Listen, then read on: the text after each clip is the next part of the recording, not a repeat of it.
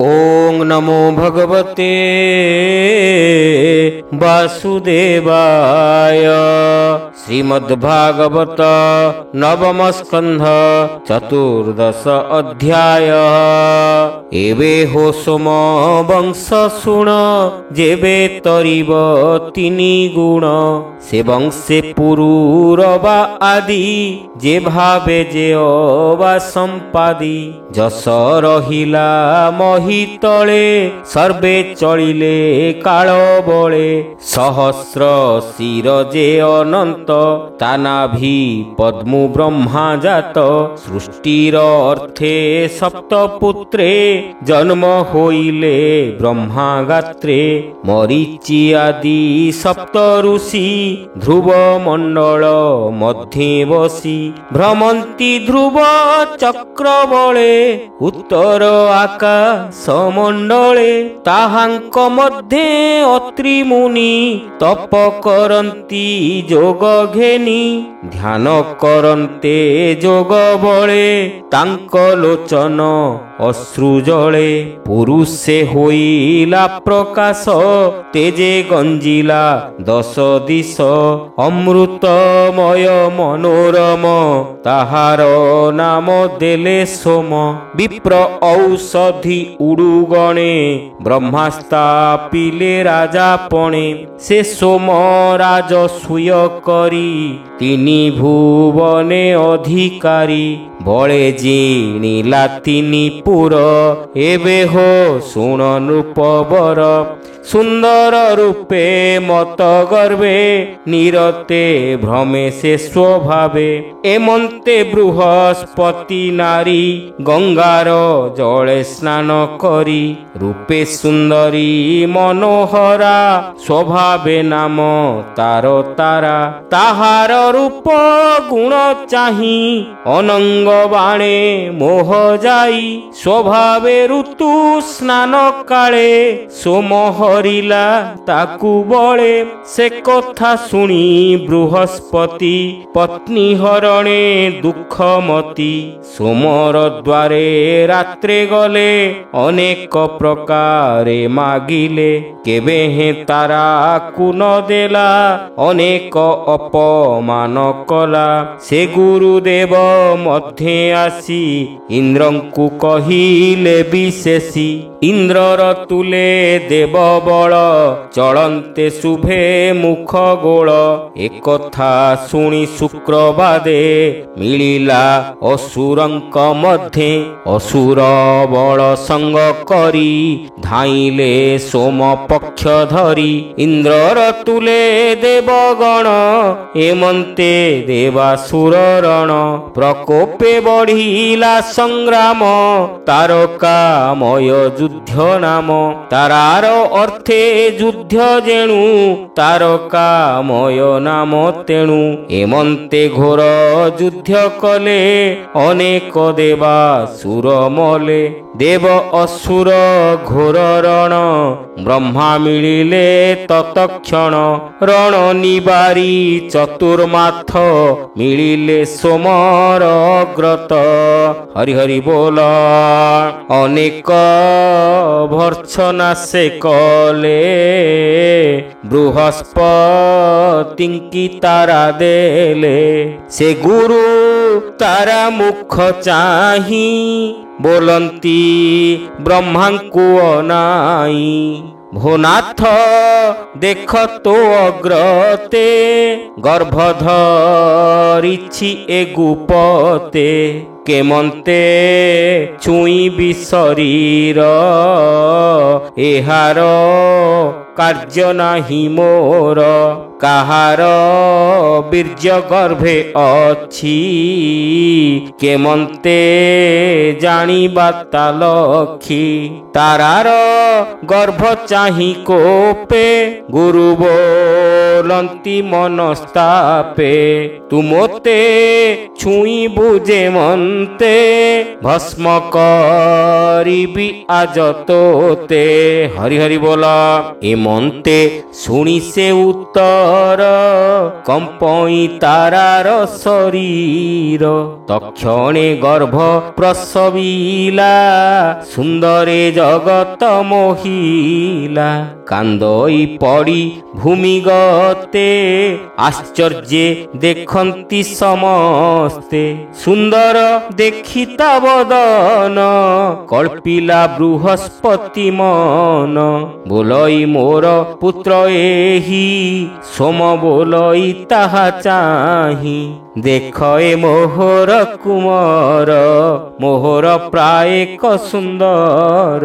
ଗୁରୁ ବୋଲନ୍ତି ମୋର ସୁତ ଏମନ୍ତ ହୋଇଲା ଅନର୍ଥ।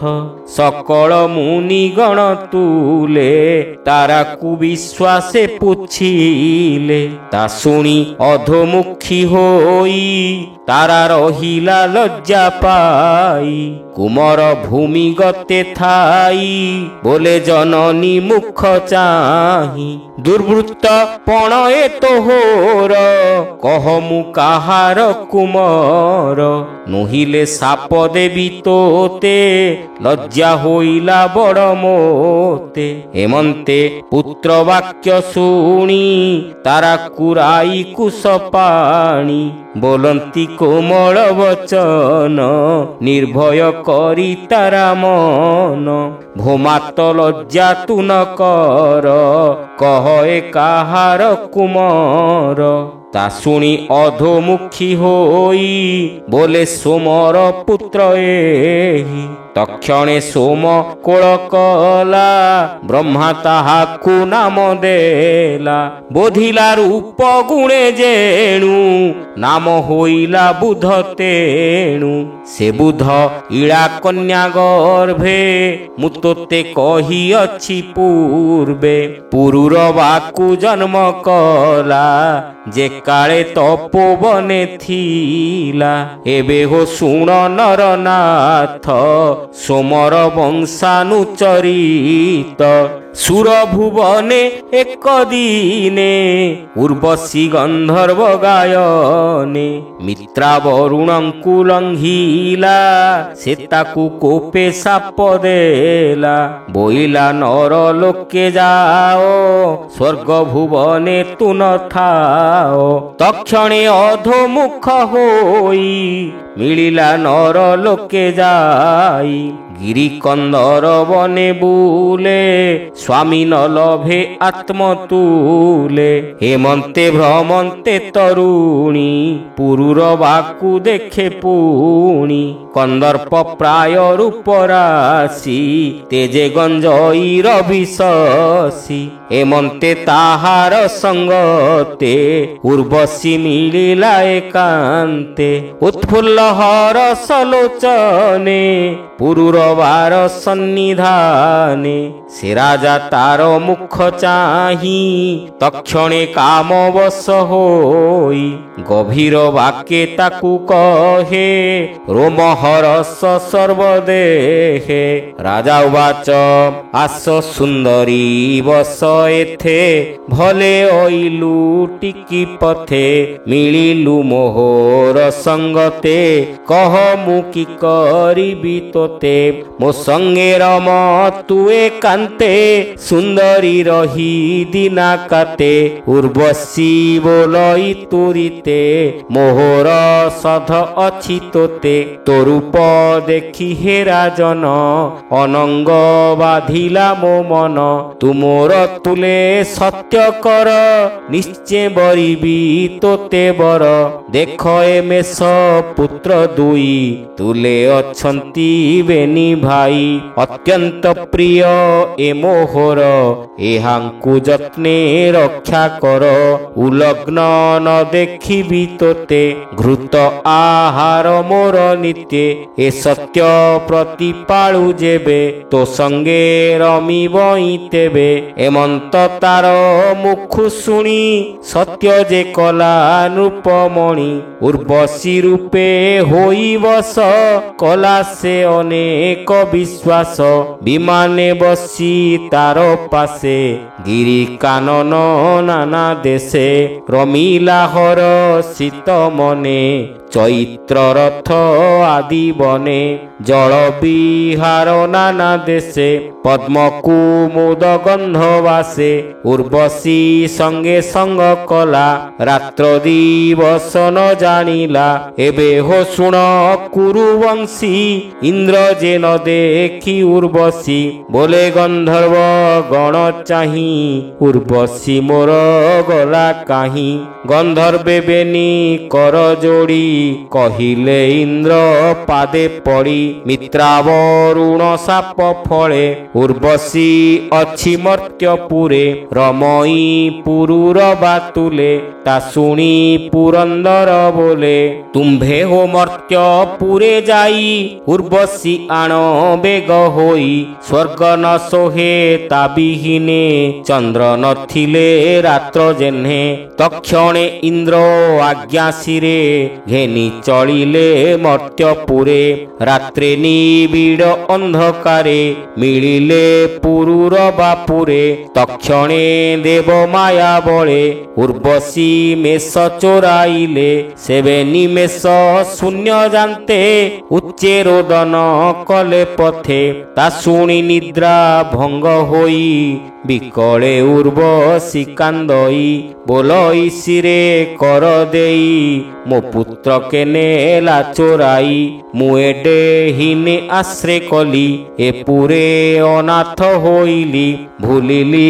ନପୁଂସକ ବୋଲେ ପୁତ୍ରେ ମୋହର କେଣେ ଗଲେ ଏ ରାଜା ନାରୀଙ୍କର ପ୍ରାୟ ଶୋଇଛି ନିଦ୍ରା ସୁଖ ମୋହେ ଯେସନେ ନପୁଂସକ ହୋଇ ଏମନ୍ତ ଦେଖିଲା ତ ନାହିଁ ସୁକବାଚ ଏମନ୍ତେ ରୋଦନ କରନ୍ତେ ରାଜାର ଶୟନ ଏକାନ୍ତେ ଉର୍ବଶୀ କଟୁ ବାକ୍ୟ ଶୁଣି ନିଦ୍ରା ତେଜିଲା ନୃପମଣି ବ୍ୟଥିତ ଉର୍ବଶୀ ବଚନେ ଅଙ୍କୁଶେ କୁଞ୍ଜର ଯେସନେ ତକ୍ଷଣେ ଶୟନରୁ ଉଠି ଖଡ଼ଗ କଲା ଦୃଢ଼ ମୁଷ୍ଟି ଉଲଗ୍ନେ ରାଜା ଥିଲା ଶୋଇ ଅନ୍ଧାରେ ଦେହ ନ ଦିଶଇ ପଥେ ସେରେ କାରରାବେ ମେଷକୁ ଛାଡ଼ିଲେ ଗନ୍ଧର୍ବେ ସେ ମେଷ ଘେନି ବାମ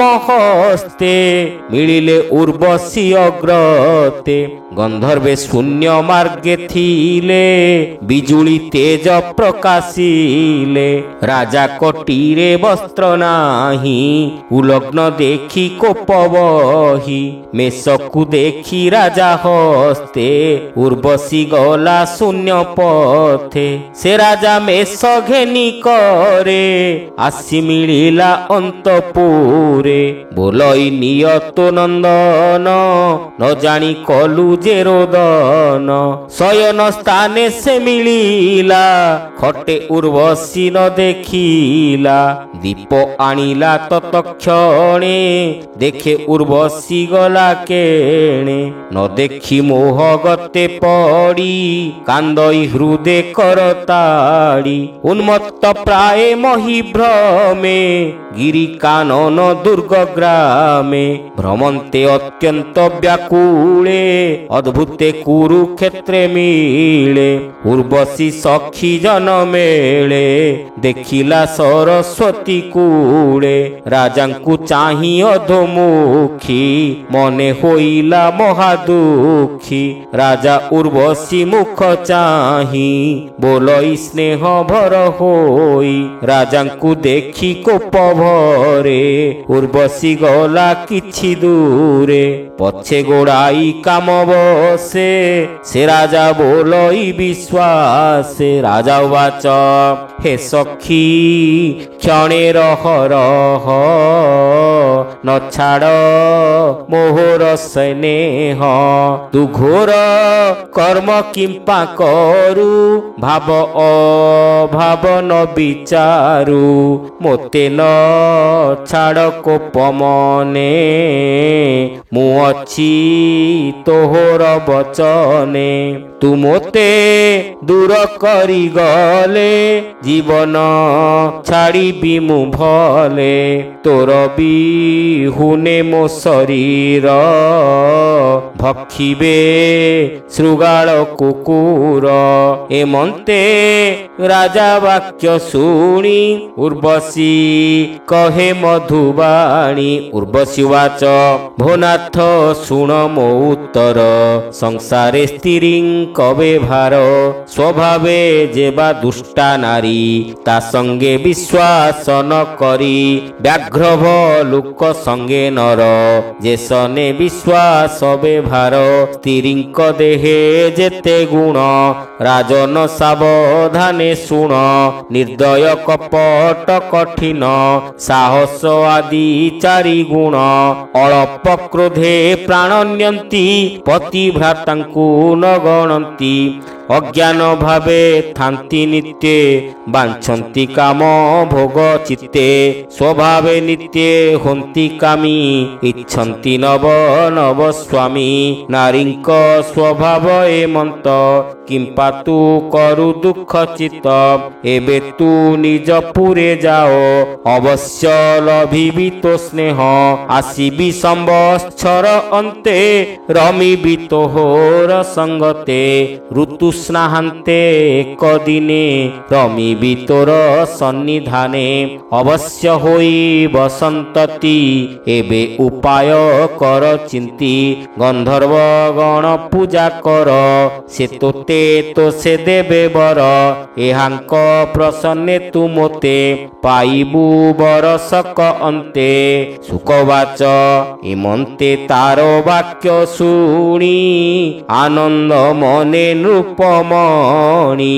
ଗନ୍ଧର୍ବ ଗଣେ ପୂଜା କଲା ଅନେକେ ବଳି ଭୋଜା ଦେଲା।